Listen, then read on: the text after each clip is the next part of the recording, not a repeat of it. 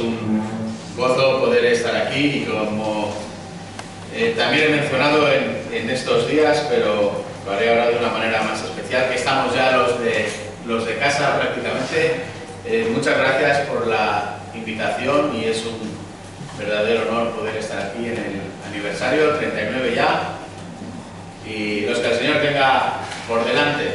Así que anhelamos la eternidad, anhelamos que Él venga a recoger a su iglesia, pero también sabemos que en el tiempo que Él nos tenga aquí tenemos que seguir predicando a Cristo y eso es lo que vamos a hacer.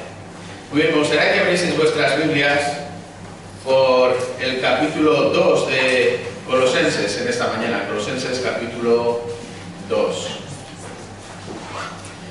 Colosenses capítulo 2 y de nuevo es una carta asombrosa, es una carta que a mí me ha fascinado. Muchas ocasiones tenemos ciertas concepciones de las cartas o las encajamos, entre comillas, solo bajo un único tema. Pero una vez que estudias, que profundizas y que lees y te acercas a ellas, ves que las cartas no son simplemente monotemáticas, sino que tienen muchos temas que son importantes. Pablo, recordáis, está escribiendo desde el arresto domiciliario en Roma, que encontramos al final del libro de los Hechos, y está escribiendo a una iglesia que él no ha plantado, a una iglesia que él no ha pisado, pero que sí ha sido plantada por Epafras, que es aquel que estuvo bajo el ala, por así decirlo, de Pablo, que estuvo siendo entrenado por él, y entonces es como si tuviese una relación paterno-filial con esta iglesia, una iglesia que está a unos 180 kilómetros de Éfeso, lo que hoy es Turquía, hacia el interior, en un valle relativamente fértil, en un valle donde es conocido precisamente por los olivos que tienen, por los higos que tienen, y porque en esta ciudad de Colosas son especialistas en teñir la lana con un color especial, tan especial que pasó a la historia como el rojo de Colosas. Y aunque hay otras dos iglesias en ese valle, otras dos ciudades, perdón, en ese valle que son más importantes y que en cierto modo están abrumando a Colosas porque son más importantes, están teniendo mucha más notoriedad, sin embargo, el Señor, en su plan soberano, decide establecer su iglesia en Colosas. Y es muy interesante, y esto os animo, y probablemente lo veréis, pero fijaros, y disculpadme que me salga un poquito, abrid la Biblia en Lucas capítulo 8. Creo que ya habéis pasado por aquí con Juan Pablo, pero me llama mucho la atención los tres primeros versículos de Lucas capítulo 8 y cómo encapsulan el ministerio del Evangelio. Dice que poco después, él, refiriéndose a Jesús, comenzó a recorrer las ciudades y aldeas, proclamando y anunciando las buenas nuevas del reino de Dios. Ciudades y aldeas. Qué interesante. Jesús no fue a las capitales de provincia únicamente. Jesús no fue solo a las ciudades de más de 1 millón de habitantes, donde podría tener más notoriedad, sino que Jesús predicaba el Evangelio movido por la necesidad espiritual de todas y cada una de las personas. No se guiaba bajo criterios demográficos o bajo criterios que simplemente estaban buscando el número. Y en segundo lugar, fijaros cómo termina el versículo 1 también, muy interesante. Con él, los 12. Con él iban los 12. Jesús no solo predicaba el Evangelio, sino que mientras que lo estaba haciendo, estaba preparando a la siguiente generación que también iba a predicar el Evangelio. Los 12 estaban pegados a Jesús 24 horas al día, 7 días a la semana, durante 3 años consecutivos para conocer el Evangelio y para predicar el Evangelio de la misma manera que hizo Jesús. Pero en los versículos 2 y 3 encontramos un segundo grupo de personas. Y también había algunas mujeres que habían sido sanadas de espíritus malos y de enfermedades. María, llamada Magdalena, de la que habían salido 7 demonios, Juana, mujer de Chuza, mayordomo de Herodes, y Susana, y muchas otras, de las cuales no dice el nombre, pero fijaros qué importante. Jesús predicaba el Evangelio. Jesús podía formar a sus 12 discípulos. ¿Por qué? Porque de sus bienes personales contribuían al sostenimiento de ellos. Los 3 grupos son necesarios. Los 3 grupos son necesarios para celebrar 39 años. Los 3 grupos son necesarios para celebrar en su voluntad otros 39 años. Los que predican el Evangelio, los que son formados para predicar el Evangelio y aquellos que contribuyen a que los que predican el Evangelio y son formados puedan realizarlo. 3 grupos, hombres y mujeres, cada uno en su lugar, cada uno en su función, cada uno cumpliendo las realidades que encontramos también en su palabra. Y esto es lo mismo que estamos observando con esas 3 series o esta miniserie que estamos haciendo en el libro de Colosenses, porque todos estamos marcados por algo.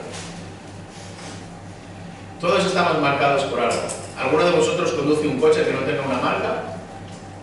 ¿Alguno de vosotros lleva alguna ropa que no tenga algún tipo de marca o distintivo? Ni tan siquiera las marcas blancas carecen de marca, son una marca blanca. Por eso qué importante es saber y pararnos a pensar por qué estamos marcados. ¿Estás marcado por Cristo o por qué estás marcado? Y esta es la idea, una iglesia que ha cumplido 39 años, una iglesia que sigue firme en Cristo, una iglesia que es llamada a seguir firme en Cristo, marcados por Cristo, sin olvidar la tarea personal, la tarea familiar y la tarea como iglesia. Por eso Pablo escribe esta carta para afirmar una iglesia que estaba siendo atacada, que estaba siendo asediada, no por la persecución, como en otras cartas, quizás la primera de Pedro, sino, ¿por qué? Porque estaban intentando colarse herejías que iban a mover el cimiento de la persona de Cristo, como hemos visto en Efesios capítulo 2. De ahí que Pablo escriba esta carta para afirmar la superioridad y la suficiencia de Cristo en una iglesia que está bajo ataque. Y si el Señor ha permitido 39 años en esta iglesia y oramos por otros 39 años, tienen que ser años afincados, solidificados, cimentados, única y exclusivamente en Cristo. ¿Por qué? Porque tenemos que vivir marcados por Cristo y tenemos que vivir marcados a la luz de la obra de Cristo. Y vimos cómo esto tiene una incidencia en cómo tu identidad está en Cristo, versículos 21 al 23, cómo Cristo marca tu identidad. Vemos cómo tienes que reflejar a Cristo en tu vida y en tu ministerio, marcados por Cristo en nuestra vida y en nuestro ministerio, capítulo 1, versículos 24 al 29. Y hoy vamos a terminar con el capítulo 2, versículos del 1 al 5, y vamos a ver cómo Cristo marca tu testimonio. Porque Pablo es un guerrero. Pablo es un soldado. Pablo está dispuesto, y lo vimos ayer, a sufrir hasta la última gota de sudor o de sangre que le quede en su cuerpo por defender a Cristo y el Evangelio de Cristo. Y en ocasiones en la guerra hay ataques preventivos que se realizan para prevenir un ataque a mayor escala. Y esto es lo que está haciendo Pablo aquí. La iglesia de Colosas está siendo zarandeada por posibles ataques y Pablo se lanza por ellos sin piedad, porque Cristo tiene que ser el centro de la iglesia. Por ese motivo Pablo hoy nos va a presentar en estos 5 versículos esta guerra sin cuartel contra el peligro que acecha a la iglesia en Colosas. Y este es el trabajo del pastor. El pastor tiene que proveer buenos pastos, el pastor tiene que defender a la grey. Y ahora el ataque de los lobos en ocasiones no es un ataque físico de personas, pero sí que es un ataque que busca mover, distraer de la centralidad de Cristo. Necesitas a Cristo, pero necesitas la psicología. Necesitas a Cristo, pero necesitas la sociología. Necesitas a Cristo, pero bueno, también necesitas sentirte bien, el tener un estado terapéutico y estar en paz contigo mismo, el sentir bien, el fluir, etc. Y un pastor tiene que plantarse firme y defender a las ovejas que no son suyas, que son de Cristo, de este tipo de ataques. Por eso el trabajo del pastor no es hacerlo todo, sino que el trabajo del pastor es preparar a la iglesia para que la iglesia haga el trabajo. Y esto no es un invento mío, fijaros, Efesios 4, del 11 al 16. Y él, refiriéndose a Cristo, dio a algunos el ser apóstoles, a otros profetas, a otros evangelistas, a otros pastores y maestros. ¿Con qué motivo? ¿O por qué razón? Versículo 12. A fin de capacitar a los santos para la obra del ministerio. La obra del ministerio no la lleva el pastor. La obra del ministerio la lleva la iglesia. Y cuando digo pastor, podéis utilizar anciano, obispo, presbítero. Cualquiera de estas 4 acepciones en el Nuevo Testamento son iguales, son completamente sinónimas. Versículo 12, a fin de capacitar a los santos para la obra del ministerio, para la edificación del cuerpo de Cristo, que es la iglesia, hasta que todos, no solo los varones, no solo las mujeres, no solo los jóvenes, todos lleguemos a la unidad de la fe y del conocimiento pleno del Hijo de Dios, a la condición de un hombre maduro, a la medida de la estatura de la plenitud de Cristo, para que ya no seamos niños. ¿Qué ocurre con los niños? Que los niños son como plastilina. Aprietas en la plastilina, va a quedar tu huella, los puedes moldear. La iglesia no tiene que ser como un niño. ¿Por qué? Porque un niño es sacudido por las olas y son llevados de aquí para allá por todo viento de doctrina, por la astucia de los hombres, por las artimañas engañosas del error. Y nos cimentamos en Cristo, versículo 15, para que hablando la verdad en amor, crezcamos en todos los aspectos en aquel que es la cabeza, es decir, Cristo, de quien todo el cuerpo, la iglesia, estando bien ajustado, unido por la cohesión de las coyunturas que proveen, conforme al funcionamiento adecuado de cada miembro, produce el crecimiento del cuerpo para su propia edificación en amor. Últimamente estamos escuchando muchos llamados a la unidad. Y la unidad no la creas. La unidad yo no la creo. La unidad no la crea la iglesia. La unidad está en Cristo. Cuanto más lejos estés de Cristo, menos capacidad de unión vas a tener. La unidad la crea Cristo. Y esta es la labor de los ancianos, de los pastores, de todos aquellos que ocupan este púlpito, predicar a Cristo. Y esta es tu labor también, predicar a Cristo. Como iglesia tienes que predicar a Cristo. Como iglesia tienes que crecer también en Cristo. Tienes que afirmarte tú en Cristo, afirmar tu familia y procurar que todos aquellos que están a tu lado también estén afirmados en Cristo. Tienes que cuidar que tu iglesia, tu familia, sea conocida, porque es una iglesia que no simplemente tiene 39 años, sino que es una iglesia que está firme en Cristo, a pesar de los ataques que esté sufriendo. Una iglesia firme en Cristo, como también una familia firme en Cristo y no en cosas secundarias o terciarias o inventos simplemente de los hombres.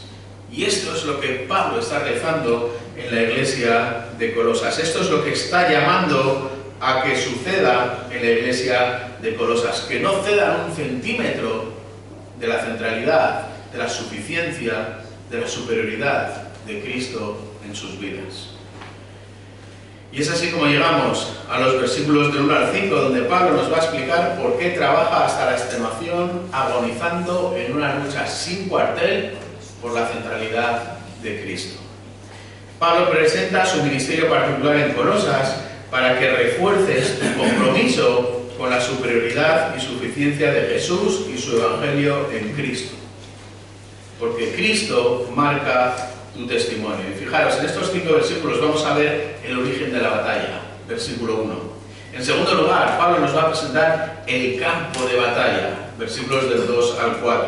El origen de la batalla, versículo 1. El campo de la batalla, versículos del 2 al 4. Y en el versículo 5 terminamos con la confianza en la batalla.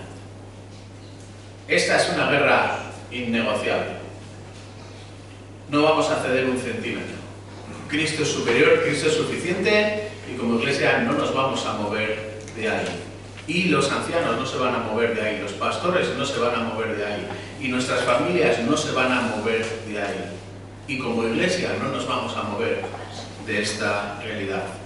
Versículo 1, capítulo 2, estoy leyendo desde la versión de las Américas y dice así: porque quiero que sepáis qué gran lucha tengo por vosotros y por los que están en la Odisea y por todos los que no me han visto en persona, para que sean alentados sus corazones y unidos en amor, alcancen todas las riquezas que proceden de una plena seguridad de comprensión, resultando en un verdadero conocimiento del misterio de Dios, es decir, de Cristo, en quien están escondidos todos los tesoros de la sabiduría y del conocimiento. Esto lo digo para que nadie os engañe con razonamientos persuasivos. Porque aunque estoy ausente en el cuerpo, sin embargo estoy con vosotros en espíritu, regocijándome en vuestra buena disciplina y la estabilidad de vuestra fe, que está basada ¿en qué? ¿En quién? En Cristo. Versículo 5. Fijaros, hay varias cosas que debemos notar en estos versículos. Fijaros cómo Pablo está jugando entre el ausente y el presente. Fijaros también cómo Pablo nos va a presentar aspectos positivos, pero a la vez también aspectos negativos. Vamos a ver a Pablo fluctuar también de lo general a lo particular. Y sobre todo vamos a ver cómo Pablo nos presenta la figura de Cristo y sus efectos. Quiero que sepáis, versículo 1, qué gran lucha tengo por vosotros y por los que están en la Odisea y por todos los que no me han visto en persona. Y aquí está el origen de la batalla. Fijaros, la meta suprema por la que luchamos, por la que trabajamos, por la que sufrimos, no es solo vuestra salvación, es lo que les está diciendo Pablo, sino también vuestra salvación, en este caso, está hablando en particular. No está hablando simplemente de la salvación como algo general, sino vuestra salvación particular. Una salvación que está centrada en esta iglesia, una iglesia particular, en un lugar particular, que está sufriendo un ataque particular y que tiene que seguir cimentada en Cristo. Y Pablo no puede alcanzar la meta de su propia vida sin darlo todo y sacrificarse por la salvación del pueblo de Dios, como hemos visto en el versículo 29 del capítulo 1. Pero Pablo es todavía más específico porque su batalla no es una batalla generalista, sino que es una batalla por vosotros. ¿Os habéis fijado en el versículo 1 cómo Pablo va pasando de por vosotros? En segundo lugar, mi batalla también es ¿por quiénes? Por los de la Odisea. Y en tercer lugar, incluso por todos aquellos que no me han visto en persona.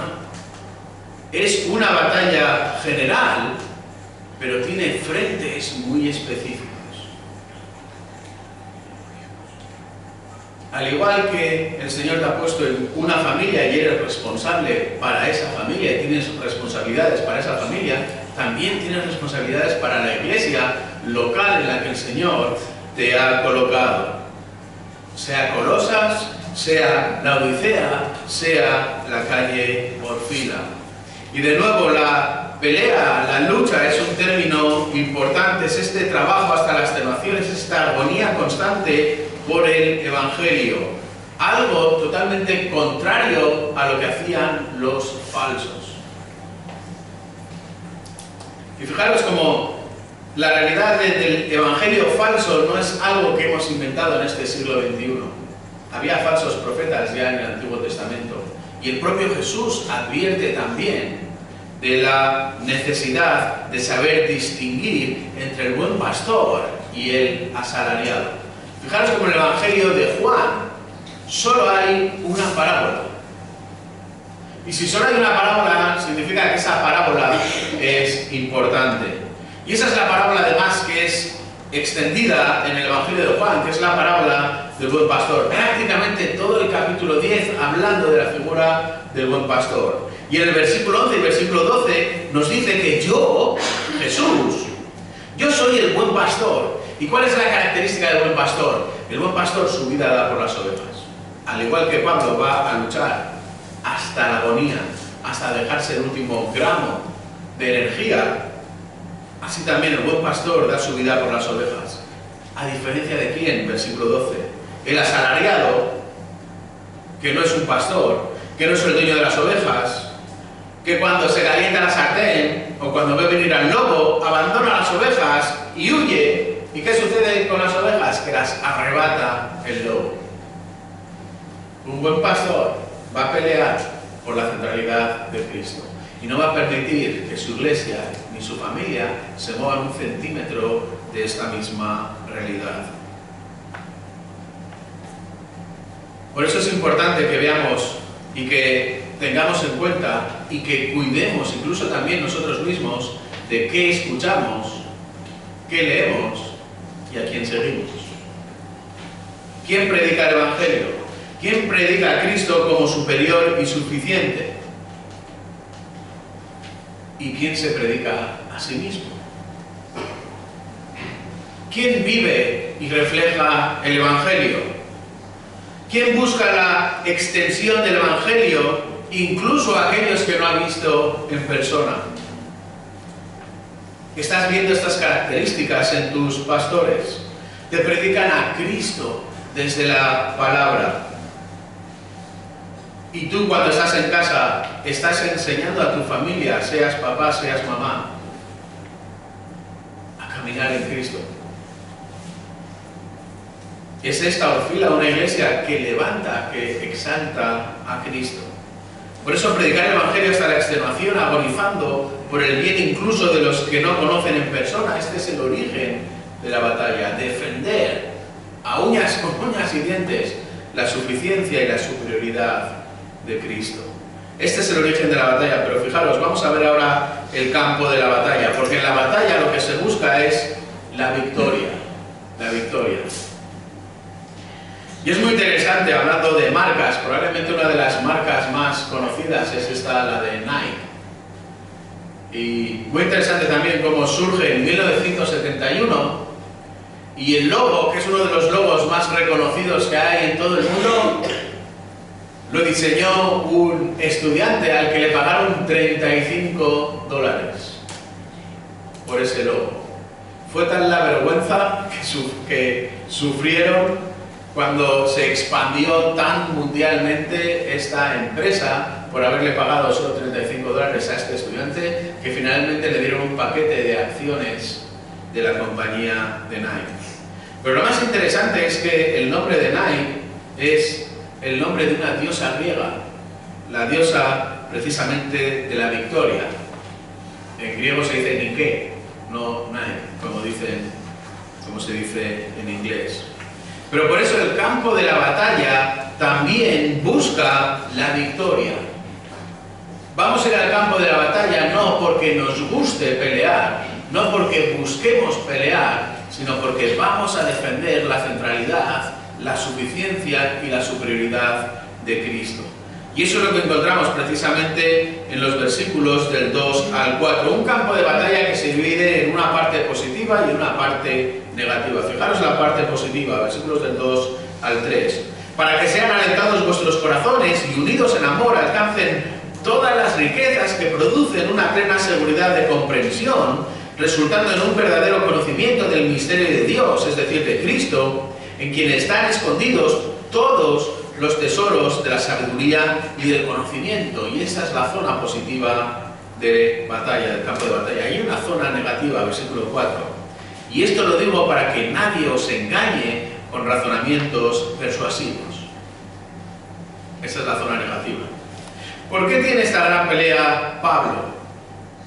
En el lado positivo, Pablo está peleando por dos objetivos, que los hemos visto en los versículos 2 y 3. Para que sean alentados vuestros corazones y permanezcan unidos en amor. Primer objetivo. Segundo objetivo, para que alcancéis todas las riquezas de la comprensión y el conocimiento de Cristo. Y os habéis fijado que son verbos pasivos.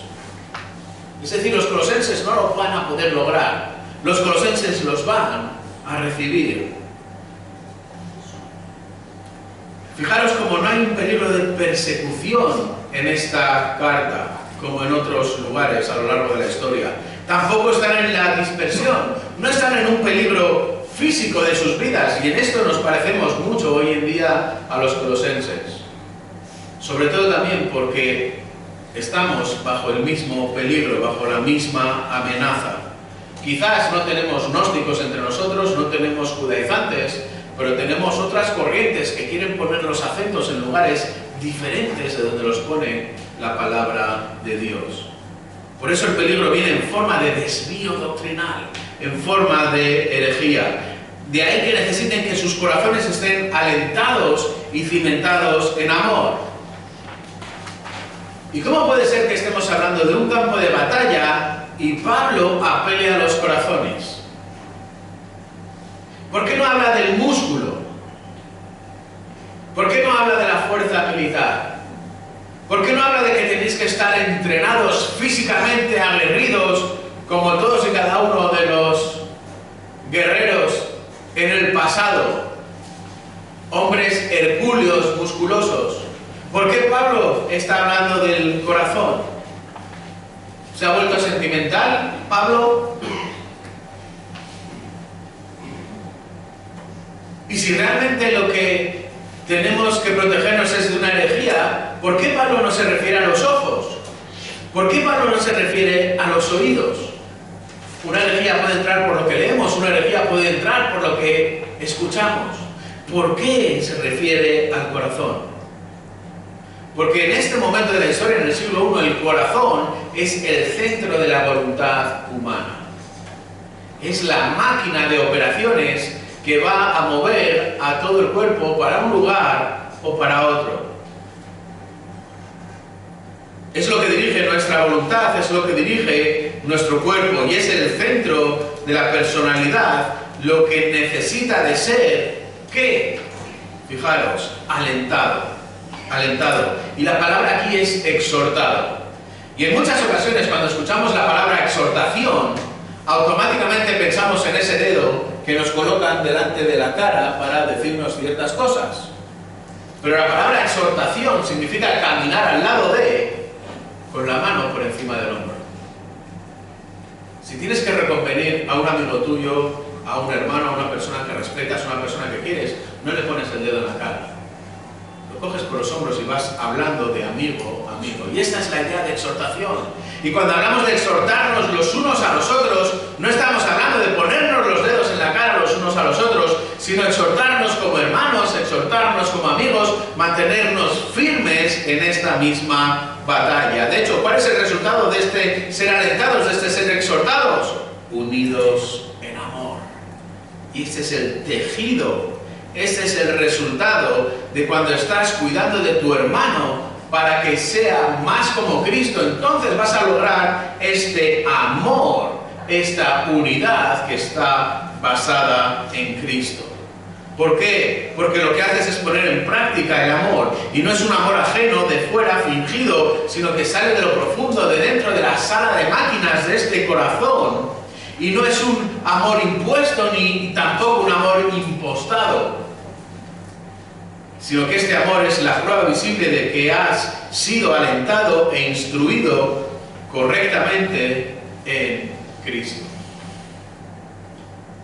Para que sean alentados vuestros corazones y unidos en amor. Segundo objetivo, para que alcancéis todas las riquezas de la comprensión y el conocimiento de Cristo. Una vez que has sido instruido y se evidencia este amor, entonces prosigue en el camino, sigue adelante. Uno de los mayores errores que hay en la iglesia, uno de los mayores errores que hay de los hermanos que están sentados en los bancos, Uno de los mayores errores que hay de los hermanos que están detrás del púlpito es pensar: ya he llegado, ya me lo sé todo, ya me he graduado de tal instituto, del otro instituto, ya me lo sé todo. O yo a mis años, a mí ya nadie me puede enseñar nada. Si yo me he leído la Biblia de arriba abajo 400 veces.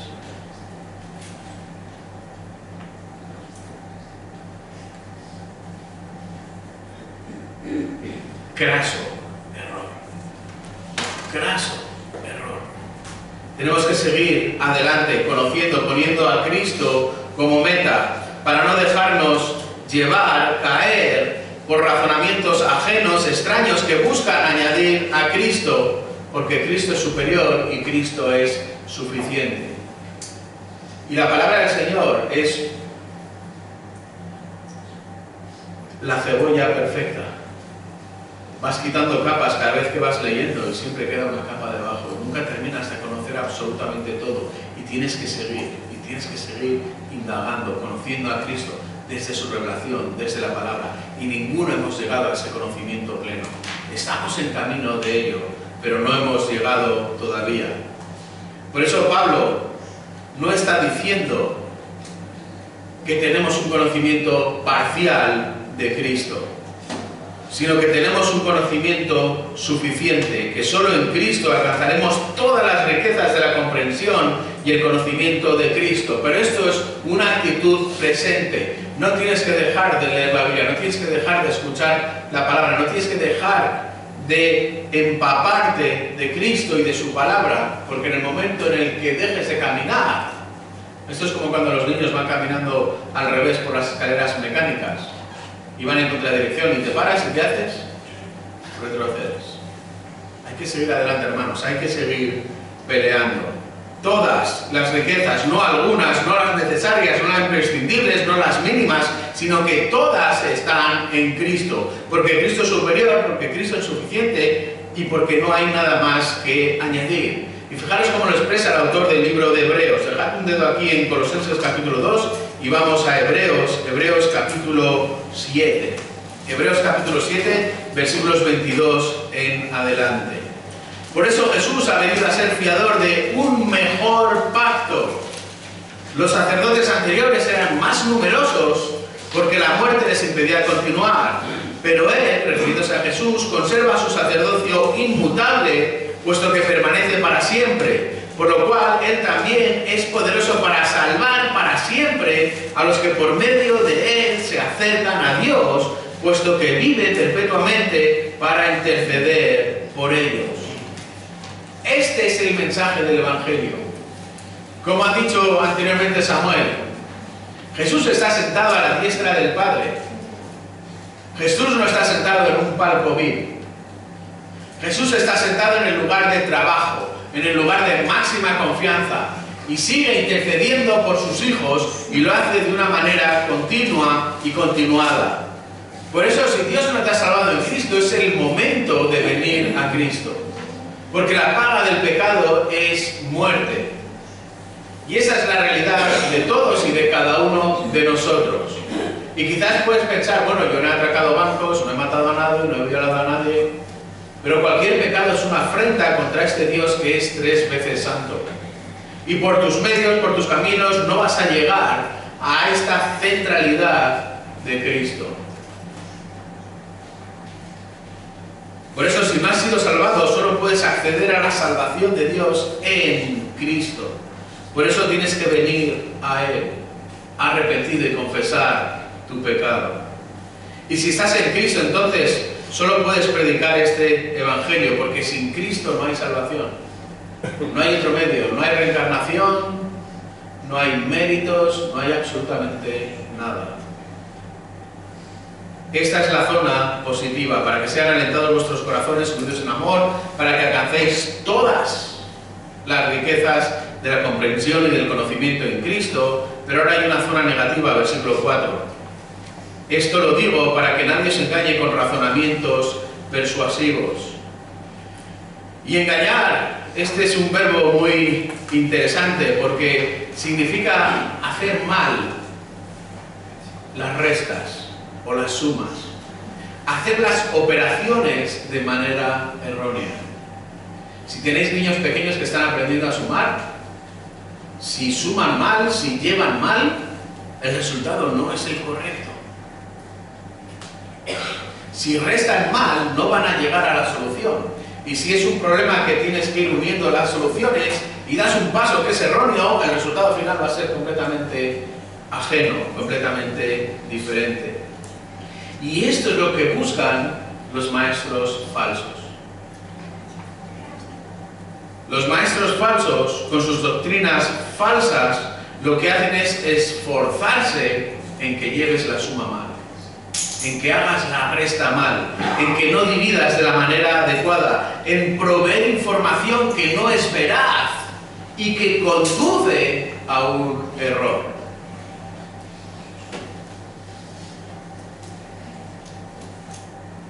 Por eso donde el acento que está colocando aquí Pablo está en esa capacidad que tienen de engañarte. Tienes que hacer las sumas bien, tienes que hacer las restas bien, a pesar de lo que te estén diciendo otros, a pesar de lo que te estén chivando por detrás. Tienes que hacer las restas y las sumas bien, porque si te engañan, si caes en este anzuelo, el resultado será nefasto. Por eso no dejes que estos razonamientos persuasivos, que parece que son, pero en realidad no son, que son engañosos y que no te dan el resultado correcto, porque nadie regala duros a pesetas, nadie ata perros con longanizas, no todo es oro lo que reluce. Y si te dejas engañar por estas persuasiones, al final te darás cuenta de que te han dado gato por liebre. Por eso Pablo trabaja hasta la extenuación. Por eso los pastores trabajan hasta la extenuación. Por eso los predicadores predican hasta la extenuación. Por eso como padre, como madre, tenemos que trabajar unidos en que nuestra familia esté afincada en Cristo. Por eso tienes que estar cimentado en Cristo también de manera personal. Hemos visto el origen de la batalla, el campo de la batalla, y vamos a terminar ya con la confianza en la batalla, versículo 5. Porque aunque estoy ausente en el cuerpo, sin embargo estoy con vosotros en espíritu, regocijándome al ver vuestra buena disciplina y la estabilidad de vuestra fe en Cristo. Y fijaros como aquí Pablo está hablando del ausente y del presente y de la figura de Cristo y sus efectos. Y no está diciendo aquí Pablo que Él sea todopoderoso, que sea omnipresente, que esté en todos los sitios a la vez. Pero sí que va a darles aquello que es necesario y que va a funcionar en cualquier lugar, en cualquier situación del mundo. Algo que la marca Mercedes, por ejemplo, tiene en su logo. Esas 3 estrellas simbolizan el dominio de Mercedes-Benz por mar, por tierra y por aire. Ya sabéis que los alemanes son muy confiados.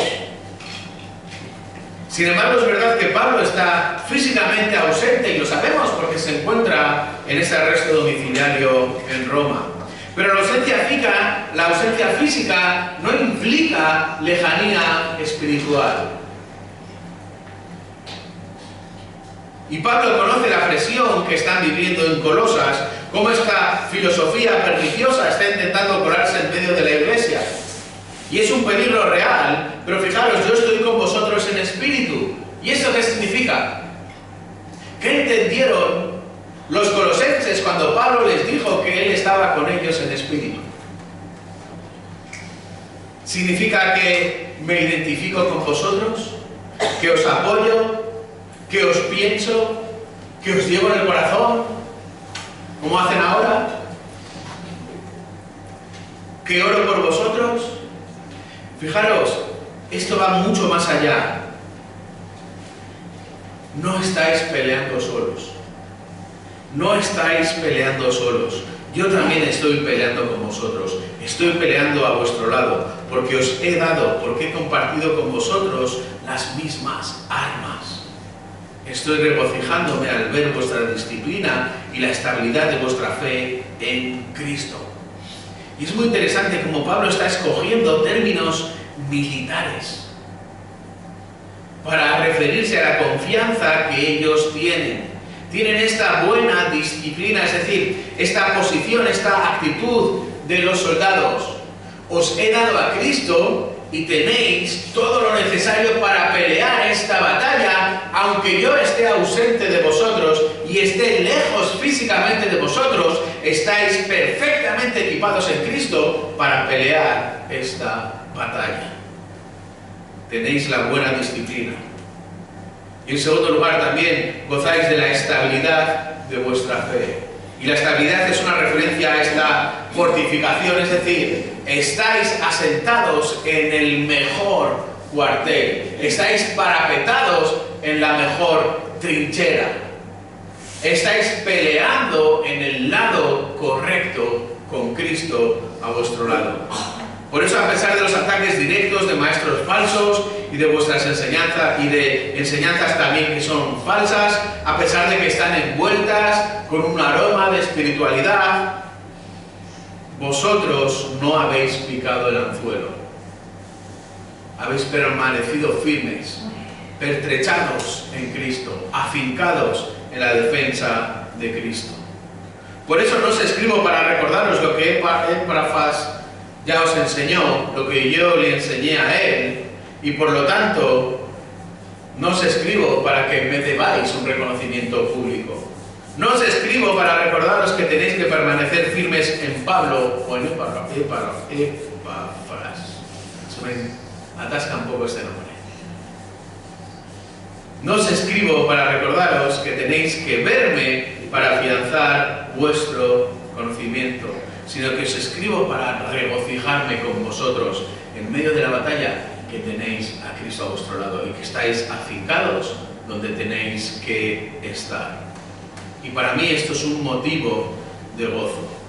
Por eso Pablo ha presentado su ministerio particular en Colosas, para que refuerces también tu propio compromiso, el de tu familia y el de tu iglesia, con la superioridad y la suficiencia de Cristo, con el Evangelio de Cristo, porque Cristo marca tu vida, Cristo marca tu testimonio, Cristo marca tu identidad, y tienes que vivir marcado por Cristo.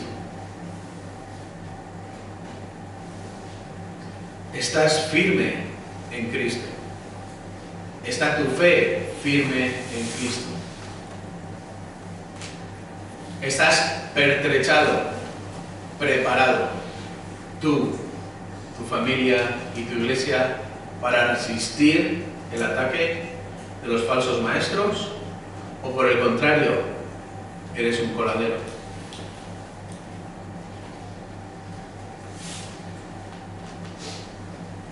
Eres la parte débil del flanco por donde entran todas las balas de la falsedad que es contraria a Cristo. Estás comprometido con la superioridad y la suficiencia de Cristo y estás preparado para defenderla, sea el precio que sea. Vamos a terminar con una oración. Padre, gracias porque Pablo ha presentado este ministerio particular en Colosas. Gracias porque nos ha recordado la importancia de reforzar el compromiso con la superioridad y la suficiencia de Jesús. Gracias por este Evangelio y gracias porque Cristo realmente marca el testimonio. Gracias por el haber recordado el origen de la batalla, el campo de la batalla y también la confianza plena en la batalla. Ayúdanos a vivir marcados por Cristo. Gracias por recordarnos cómo debemos de vivir a la luz de la obra de Cristo, y gracias por recordarnos también cómo tenemos una identidad en Cristo, cómo tenemos que reflejar también a Cristo en nuestra vida y ministerio, y cómo Cristo es el que marca nuestro testimonio. Muchas gracias por este fin de semana, y Señor, que la Iglesia Norfila siga siendo también una iglesia centrada y marcada por Cristo, y esto también para tu gloria. En el nombre de Jesús.